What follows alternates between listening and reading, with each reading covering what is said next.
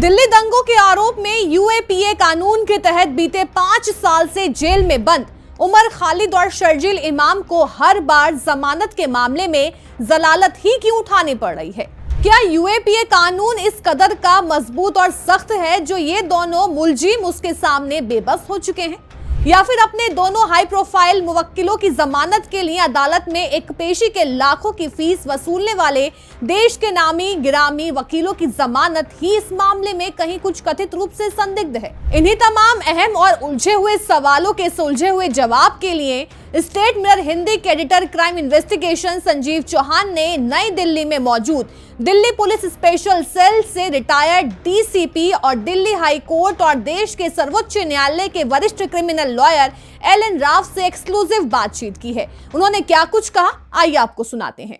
ये एक ऐसा कानून है जो लागू तो हुआ था 1967 में, लेकिन 2004, 2008, 2019 में इसको संशोधित किया गया और 2019 के संशोधन ने इस कानून में व्यक्तियों को, अपराधियों को आतंकवादी घोषित करने जैसा मजबूत ताकत भी दे दी।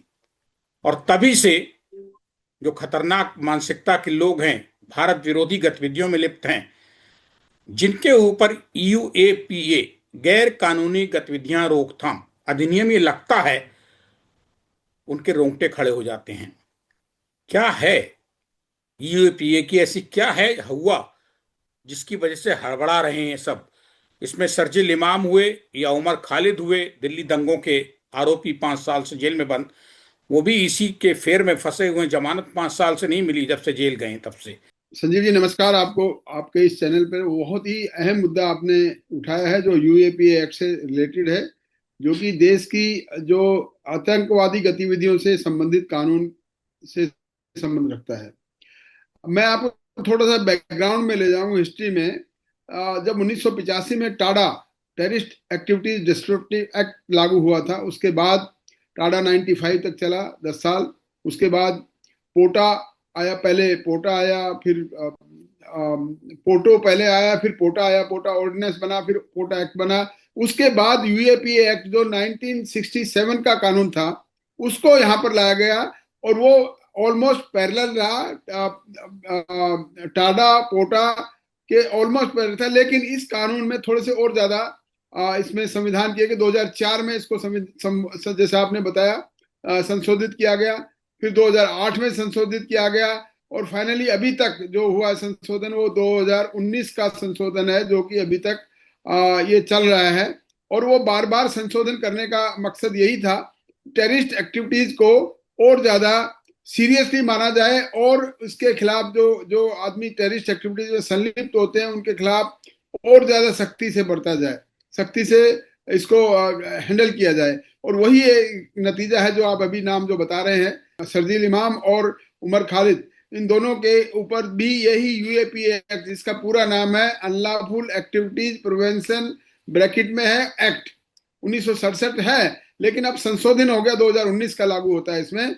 और इसके प्रावधान जो 2019 में संशोधन के बाद है वो लागू होंगे, क्योंकि जो संशोधन होने से पहले का है वो उसके बाद संशोधन के बाद के जो कानून है वो लागू होते हैं। और इनकी अरेस्ट जो हुई है वो 2019 के बाद हुई है, इसलिए 2019 का संशोधन इनके ऊपर लागू होता है।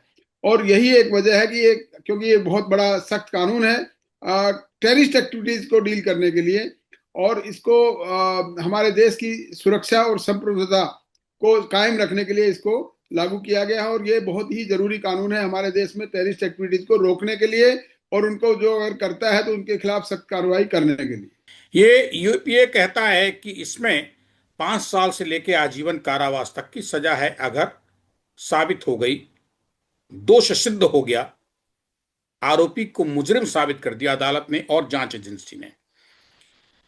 अब सवाल यह है कि यूएपीए जो है, इसके तहत गिरफ्तारी जो होती है ना, उसके बाद राव साहब जमानत मिलना बड़ी मुश्किल हो जाती है। जैसे कुछ राज्यों में गैंगस्टर है, गुंडा एक्ट है, अगर आप उसमें चले गए तो 12 महीने आपको जेल में सड़ना है अगर आप संदिग्ध भी हैं गैंगस्टर एक्ट में। इसी तरीके से जहां तक यूएपीए की बात है, जिसकी हम चर्चा कर रहे हैं, ये बिना चार्जशीट के इसमें 180 दिन तक आरोपी और संदिग्ध को जेल में रखा जा सकता है। कोई अदालत देश की जमानत नहीं देगी अगर एजेंसी कोशिश करे और सबूत दे तो। लेकिन यहां तो 180 दिन की बात नहीं है। ये कानून उमर खालिद और शर्जील इमाम को 5 साल से तिहाड़ जेल की कोठरी के बाहर के सूरज की रोशनी देखने को तरसा दिया है इनको। देखिए संजीव जी, मैं आपको इन दोनों चीजों के लिए बड़ा विस्तृत जानकारी मैं आपके व्यूवर्स के लिए दे दूं। ये 180 दिन पहले, 60 दिन, 90 दिन, 180 दिन, ये जो खेल है, ये 60 और 90 दिन का जो खेल था, पहले सीआरपीसी का 167 सीआरपीसी में प्रावधान था, जिस केस में सजा 10 साल या उससे ज्यादा है उसमें 90 दिन के लिए इन्वेस्टिगेशन का टाइम था, और जिसमें 10 साल से कम सजा है उनको 60 दिन का था। लेकिन कुछ स्पेशल एक्ट्स जो हैं उनमें ये प्रावधान दिया गया कि 180 दिन तक तफ्तीश करने का राइट है, जैसे यूएपी एक्ट में है, इसी प्रकार से एनडीपीएस एक्ट में भी है, इसी प्रकार से मकोका में भी है। तो ये कुछ एक जो कानून है ये स्पेशल कानून है। ये हमारे सीआरपीसी के जो प्रावधान है उनसे हटकर है। उनमें स्पेशली प्रावधान दिया गया है कि पुलिस को पावर है कि 180 दिन तक इन्वेस्टिगेशन कर सकती है। तो चार्जशीट फाइल करने का जो टाइम है उनको मैक्सिमम 180 दिन का दिया गया है। तो चार्जशीट फाइल होने तक तो इन केसेस में जमानत होने का कोई मतलब ही नहीं है, क्योंकि कोई भी अगर जमानत की अर्जी लगाएगा तो उसमें यही होगा कि अभी इन्वेस्टिगेशन चल रही है। उसके बाद जो अहम मुद्दा जो आपने बताया अभी कि 5 साल हो गए इन लोगों को जमानत नहीं मिल रही है, उसकी वजह मैं बता देता हूं। 2019 में, 2008 और 2019 में प्रावधान ये जो थे यूएपी एक्ट में संशोधन जब किया गया था, उसमें एक सेक्शन ऐड किया गया था 43 section A B C D E F. ये सेक्शंस में प्रावधान है बेल के लिए, और उसमें बेल में ये प्रावधान किया गया है कि कोई भी आदमी अगर बेल, एक तो पहली बात है इसमें एंटीसिपेटरी बेल का प्रावधान ही खत्म हो गया है, नो एंटीसिपेटरी बेल इसमें। और दूसरा, अगर बेल भी रेगुलर बेल के लिए भी अगर जाएंगे तो ये सेक्शन में ये कहते हैं कि बिना पब्लिक प्रोसिक्यूटर को सुने बिना इसमें बेल हो ही नहीं सकती। दूसरी बात यह है कि क्योंकि इसमें लाइफ इम्प्रिजनमेंट तक की सजा है, मिनिमम 5 साल का मतलब यह है कि कोई भी जज, किसी की पावर नहीं है कि उसको 2 साल की सजा दे, 3 साल की, नो। अगर दोष साबित हो गया तो 5 साल तो कम से कम है, लेकिन लार्जर लिमिट जो बताई गई है वो है लाइफ इम्प्रिजनमेंट, यानी उम्र कैद।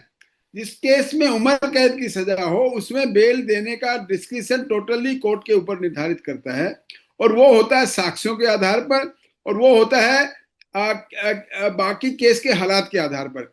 इन दोनों की जमानत जो माननीय सुप्रीम कोर्ट ने अभी नहीं दी है वो ये है कि इन दोनों का रोल क्रिमिनल कॉन्स्पिरेसी में है, और क्रिमिनल कॉन्स्पिरेसी के साक्ष्य बहुत ही स्ट्रॉन्ग हैं। माननीय अदालत को ये लगा कि इनकी क्रिमिनल कॉन्स्पिरेसी के एविडेंसेस इतने स्ट्रॉन्ग हैं, इनको जमानत देना ठीक नहीं है।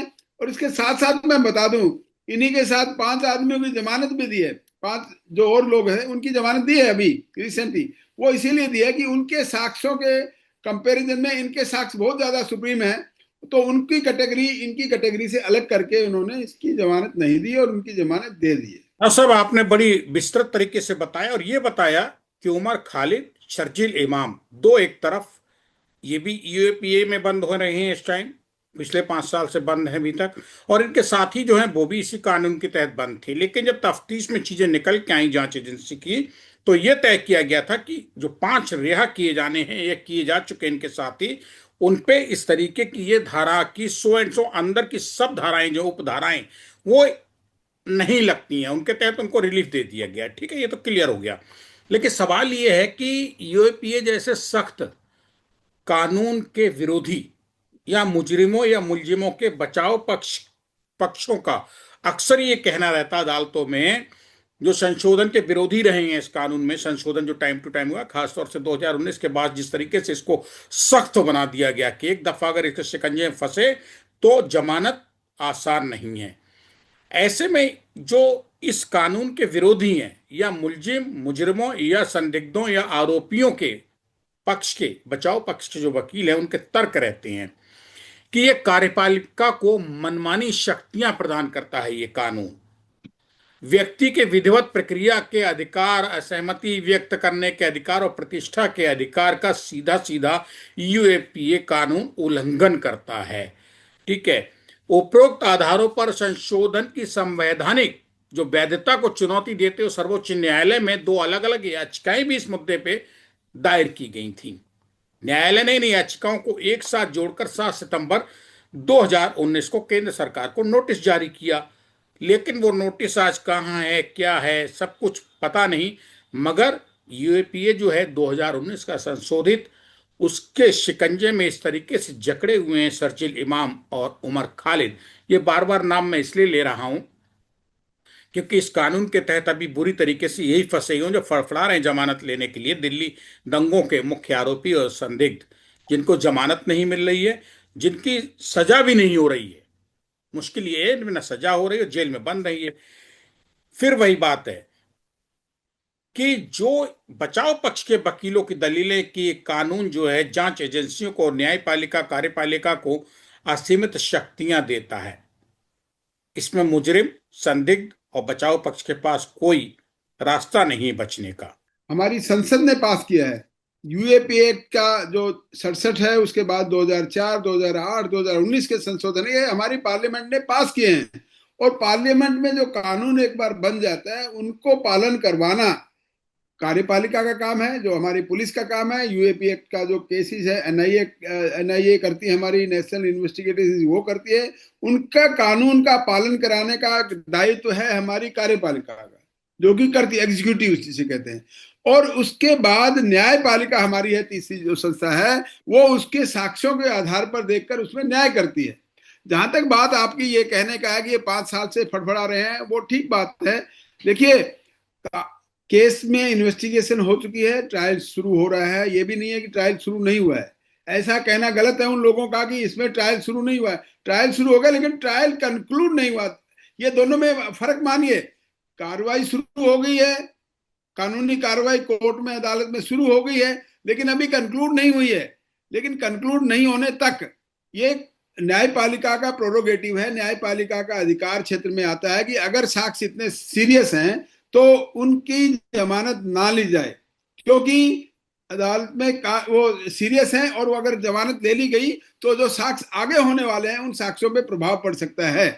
ये बहुत जरूरी है। इसलिए जमानत मना कर दी जाती है कि अगर इनको जमानत दे दी गई तो आगे आने वाले साक्ष्य जो है इस केस के, जो कि बहुत काफी साक्ष्य होंगे अभी बचे हुए हैं, उनको प्रभावित किया जा सकता है। जमानत नहीं देने का मेन मुद्दा यही होता है। ऐसा नहीं है किसी को, आदमी को जेल में सड़ाना है या नहीं सड़ाना है। उसके बाद अगर सारे साक्ष्य सबूत साबित हो जाते हैं तो उनको सजा हो जाएगी। सजा इनमें हो जाएगी तो उम्र कैद की सजा मैक्सिमम है, मिनिमम 5 साल है, और वो अदालत के ऊपर डिपेंड करता है कि वो कितनी सजा देते हैं। तो अभी तो 5 ही साल हुए हैं ना, तो मिनिमम जो सजा है वो तो अभी पूरी 5 ही साल हुए हैं। हो सकता है इसमें उम्र कैद और 5 साल के बीच में 10 साल भी है, 15 भी है, 20 भी है, कितने साल की सजा हो सकती है। तो अगर साबित हो गए तो उसके बाद तो और ज्यादा रहना पड़ेगा। तो इसलिए जमानत इसीलिए नहीं दी जा रही है। मुझे लगता है कि साक्ष्यों के साथ छेड़छाड़ हो सकती है, साक्ष्य ठीक ढंग से नहीं आएंगे और इसमें केस की ट्रायल में हिंड्रेंस होगा। अदालत ये समझती है कि साक्ष्य इनकी जमानत के बाद जो ट्रायल है वो ठीक से नहीं हो पाएगी, इसलिए इनकी जमानत नहीं दी गई है। तो ये न्याय संगत है। कोई बहुत ज्यादा किसी के ये कोई सोचे कि नहीं इनके साथ ज्यादती हो रही है, ऐसा कुछ नहीं है, क्योंकि इनके कारनामे ऐसे हैं जो इनको इसी स्थिति में ला के खड़ा किया हुआ है। सवाल ये पैदा होता है कि कहीं अगर आपको बचाव पक्ष का वकील बना दिया जाए या हो जाए आप शर्जील इमाम की तरफ से या दूसरा जो उमर खालिद है उसकी तरफ से, आपको कहां कोने नजर आ रहे हैं? आपका मुजरिम, आपका मुवक्किल, आपका मुलजिम 5 साल से जेल में है, तो आप क्या कहेंगे? मैं एक ये वकील से भी पूछ रहा हूं, भारत की सुप्रीम कोर्ट सर्वोच्च न्यायालय के एलन राव से, मैं दिल्ली पुलिस के उस थानेदार से भी पूछ रहा हूं जिसने 40 साल नौकरी की, और मैं दिल्ली पुलिस स्पेशल सेल जिसका आतंकवादियों को निपटाना, पकड़ना, उनको सजा कराना ही जीवन का, नौकरी का दिल्ली पुलिस की ध्येय रहा है, एक डीसीपी स्पेशल सेल होने के नाते आप 2 रूपों में क्या सोचते हैं अगर आप शर्जील इमाम और उमर खालिद की तरफ से खड़े हों तो? बहुत अच्छा आपने संजीव जी बहुत ही बड़ा और अच्छा सवाल पूछा है। मैं आपको बड़ा क्लियर बता दूं कि मैंने अपनी 36 साल की नौकरी में कम से कम 18 साल स्पेशल सेल यानी कि एंटी टेररिस्ट एक्टिविटीज के उसमें, मतलब आधी मेरी नौकरी है वो एंटी टेररिस्ट एक्टिविटीज के केसेस में ही मैंने गई है। उसमें मैंने टाडा भी देखा है, पोटा भी देखा है, यूएपी एक्ट भी देखा है। सारे तीनों कानून जो हमारे देश के उग्रवादी संबंधित कानून है उन सब में देखा ही नहीं है। उनमें मुलजिमों को पकड़ा भी है और सजा भी कराई है, बिल्कुल आपने सही कहा है। और उसके बाद अब मैं वकालत में कर रहा हूं तो मैं कानून के दायरे में रहते हुए पूरी कानूनी प्रक्रिया से वाकिफ भी हूं।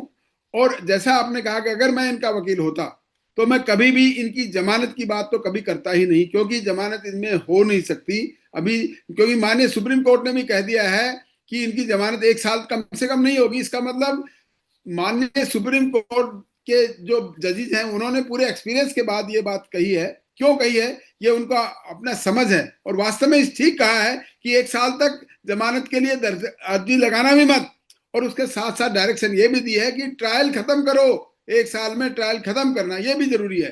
तो मैं इनका अगर वकील होता तो मैं बिल्कुल उस लिहाज से काम करता कि इनकी ट्रायल में जो गवाहियां हैं उन गवाहियों में कोई ना कोई ऐसे सबूत ढूंढता कि जो गवाही झूठी साबित हो जाए, और वो झूठी साबित होने के बाद मैं कोशिश करता इनको बरी कराने के लिए, यानी कि इनको सजा ना हो, यानी कि 5 साल की सजा में ना हो। मैं अगर एक वकील की हैसियत से रहूंगा तो मैं इनको बरी कराऊंगा, क्योंकि हमारा काम है प्रोफेशनल, लीगल प्रोफेशन है। ये नहीं कि हम कोई अगर उग्रवादी गतिविधियों में शामिल है तो हम उनकी मदद नहीं करेंगे।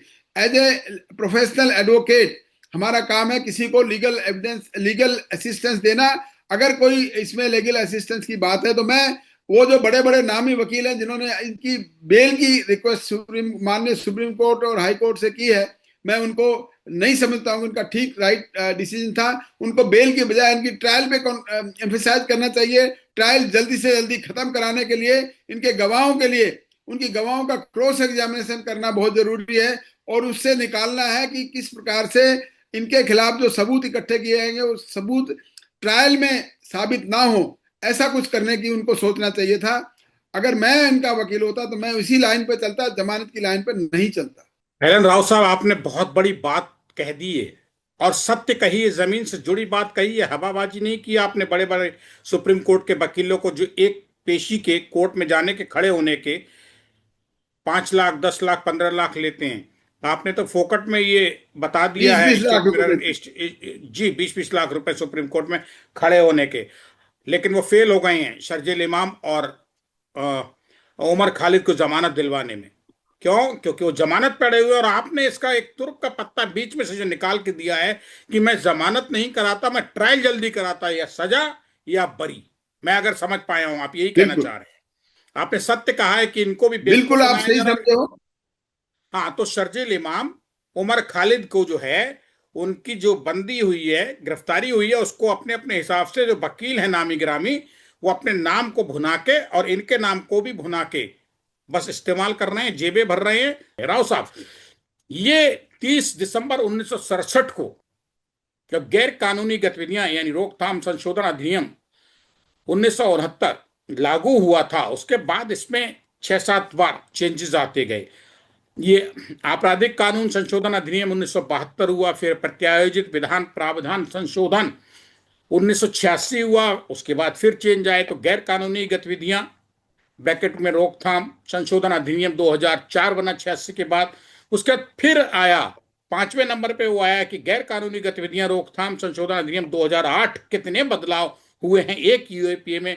और 6ठे नंबर पे फिर जो चेंज आया था 2012 में, उसको दिया गया नाम गैर कानूनी गतिविधियां रोकथाम संशोधन अधिनियम 2012। और अब अंतिम जो संशोधन हुआ है इसमें 2019 में, उसको दिया गया गैर कानूनी गतिविधियां रोकथाम संशोधन अधिनियम। यानी कि 1969 से लेके 2019 तक 7 बदलाव हो चुके हैं, और उन 7 बदलावों में 7वां और अंतिम अब तक का हुआ है 2019 का, वो सबसे भारी पड़ रहा है शर्जील इमाम और उमर खालिद दिल्ली दंगों के मुलजिमों के ऊपर, जिसने इस कानून ने जिनको तिहाड़ जेल से बाहर की हवा पानी धूप के लिए तरसा दिया है। मेरे ख्याल से मैं अगर गलत नहीं हो तो ये ठीक है। संजीव जी बिल्कुल आपने बहुत ही सविस्तार इसका विवरण कर दिया है। और संशोधन क्यों हुए इसकी वजह मैं बताता हूँ। हालात जब तक बदलते हैं संशोधन तभी होते हैं। जितने भी कानून में संशोधन हुए हैं, हमारे देश के परिस्थितियां बदली, सामाजिक परिस्थितियां बदली, आपराधिक परिस्थितियां बदली, तो ही संविधान होते हैं ना। संविधान होने का वजह होती है और उसके संविधान संशोधन के लिए भी रीजनिंग देती जाती है पार्लियामेंट में कि अब ये हालात बदल गए इसलिए इसको बदल दो। और सारे पार्लियामेंट के सभी जो सदस्य हैं वो उसको एक सहमति से उसको पार कराते हैं। तो यहाँ पर भी क्योंकि गतिविधियों को रोकने के लिए बहुत जरूरी था कि इसमें ऐसे लोगों को जो इस यूएपीए एक्ट में इन्वॉल्व होते हैं वो उनको अरेस्ट होने के बाद में इतनी सख्ती से कार्रवाई काम उसका इसे कहते हैं कि कानून की दांत, जिसे टीथ ऑफ लॉ कहते हैं, ऐसे मजबूत दांत होने चाहिए ताकि उनको किसी को लगे पकड़े जाए तो उनके उनके अरेस्ट होने के बाद में बाकी लोगों की रूह कांपने लगे, बाकी लोग हिम्मत ना करें ऐसा गैर कानूनी काम करने के लिए। इसलिए ये कानून सख्त बनाया गया। तो 2019 का वास्तव में ही कानून बहुत 43 सेक्शन जो अमेंड किया गया था, इंसर्ट किया गया था, उसमें यह है कि एक तो कोई अग्रिम जमानत का प्रावधान ही नहीं है उसमें। दूसरा, अगर किसी के खिलाफ सबूत ज्यादा हैं तो उनको जमानत भी ना दी जाए, क्योंकि लाइफ इम्प्रिजनमेंट यानी उम्र कैद तक की सजा का प्रावधान इसमें है। और वो प्रावधान तो पहले से भी था, लेकिन अब सख्ती इसलिए कर दी गई, कोई आदमी है तो उसके लिए बहुत ही माइन्यूटली देखा जाएगा कि उसकी एविडेंसेस क्या है, सबूत क्या है उनके खिलाफ। अगर सबूत मजबूत है, जैसे शर्जील इमाम और उमर खालिद के खिलाफ पाए गए हैं इसलिए उनको जमानत नहीं की है, ऐसे अपराधियों को जो कि उग्रवादी गतिविधियों में संलिग्न है और इनके मेनली देखिए किसी में डायरेक्ट इन्वॉल्वमेंट इनकी नहीं है, लेकिन क्रिमिनल कॉन्स्पिरेसी यानी कि अपराध की जो षड्यंत्र कॉन्स्पिरेसी करने का इनके ऊपर है, षड्यंत्र जिसे कहते हैं वो इनके ऊपर लगा है। और षड्यंत्र के काफी सबूत माननीय सुप्रीम कोर्ट में वीडियो दिखाकर हमारे जो एडिशनल सॉलिसिटर जनरल एएसडी हैं उन्होंने माननीय अदालत को सबूत दिखाए हैं, बताए हैं कि देखिए इस प्रकार की वीडियो रिकॉर्डिंग है। और उन सबूतों को देखते ही माननीय सुप्रीम कोर्ट ने इनकी जमानत को खारिज किया है, क्योंकि वो सबूत इतने अकाट्य हैं और वो बहुत इतने स्ट्रॉन्ग हैं कि इनको कोई जमानत देने का आधार बना नहीं सकते। कुल जमा राव साहब, आप यही कहना चाहते हैं कि शर्जील इमाम और उमर खालिद जो जांच एजेंसियों को या जांच एजेंसी को, दिल्ली दंगे की जांच एजेंसी को कोस रहे हैं कि वो जमानत नहीं होने दे रही है, भारत की राजनीति को कोस रहे हैं कि वो जमानत नहीं होने दे रही है, उनकी कास्टिज्म पे जाते हैं कि वो विशेष कौम के हैं, अल्पसंख्यक कौम के हैं, इसलिए उनको शिकार बनाया गया है। लेकिन कुल जमा अगर कानूनन देखा जाए तो इनके वकील जो जमानत की अर्जी लगा रहे हैं वो गलत ट्रैक पे जा रहे हैं। उनको लगाना चाहिए ट्रायल जल्दी कराया जाए ताकि उनका मुवक्किल या तो मुजरिम साबित हो सके, सजा काटे, और या फिर बरी हो जाए बाइज्जत। वो गलत ट्रैक पे उनके वकील हैं, फीस ले रहे हैं, मोटी तमाशा कर रहे हैं, और ये उन लोगों के साथ समझ नहीं पा रहे, समझ के भी आंखें बंद किए हैं। ये बाहर की दुनिया में लगे हैं कि कानून सख्त है, जबरदस्ती थोपा जा रहा है, जांच एजेंसी दिल्ली दंगों की ठीक नहीं है, वो मिली हुई है, सरकार के दबाव में काम कर रही है, मतलब इसको इधर उधर ले जा रहे हैं। जबकि इनको अगर ट्रैक पे रखते कानूनन तो शायद अब तक ट्रायल शुरू कराने की जल्दी करते, जो नहीं हो रही है। मतलब की और मुद्दे की बात यह है। लेकिन कुल जमा राव साहब 30 दिसंबर 1967 को राष्ट्रपति की सहमति प्राप्त होने के बाद लागू यूएपीए कानून में 7 बार 2019 तक तब्दीलियां होती रही, संशोधन सुधार होते रहे। लेकिन 2019 का ऐसा संशोधन हुआ जो शर्जील इमाम और उमर खालिद जैसे संदिग्धों के लिए बवाले जान बन गया है कानूनी तौर पे, जिसमें अच्छे अच्छे उनके पैरोकार वकील भी पनाह मांग गए हैं सुप्रीम कोर्ट तक में। हम किसी को नहीं कह रहे हैं कि कौन दोषी कौन निर्दोष, लेकिन कानून ये कहता है कि भैया आप अगर बेगुनाह हैं तो आपको साबित करना है, और अगर आप गुनाहगार हैं तो ये जांच एजेंसी को साबित करना है। फर्क सिर्फ समझ का है। कुल जमा यूएपीए जो है, इस विधेयक का उद्देश्य भारत की अखंडता और संप्रभुता के खिलाफ निर्देशित गतिविधियों से निपटने के लिए शक्तियां उपलब्ध कराना था, जो ये कानून करा रहा है। और ये कानून किस पे सख्त हो रहा है, किस पे मुलायम हो रहा है, ये अलग बात है। मुलायम किसी के लिए नहीं है, मैं माफी चाहूंगा, ये सख्त है। एजेंसियां भी अगर इसमें कहीं चूकेंगी जांच में तो उनकी भी थू थू होगी, और अगर मुजरिम बरी हो जाते हैं तो भी एजेंसियों की थू थू होगी। कुल जमा यूएपीए कानून इतना सख्त है जहां किसी का बस नहीं चल रहा है और सब अपनी अपनी तरीके से नरेट कर रहे हैं यूएपीए को। शुक्रिया राव साहब, इस मुद्दे पे स्टेट मिरर हिंदी के लिए संजीव चौहान से बात करने के लिए बहुत बहुत धन्यवाद। आपने क्लियर कर दिया यूएपीए क्या है और शर्जील इमाम उमर खालिद की जमानत क्यों नहीं हो पा रही है। इसके लिए उनके पैरोकार वकील जिम्मेदार हैं, ना कि यूएपीए और जांच एजेंसी या सुप्रीम कोर्ट। शुक्रिया राव साहब, धन्यवाद बहुत बहुत।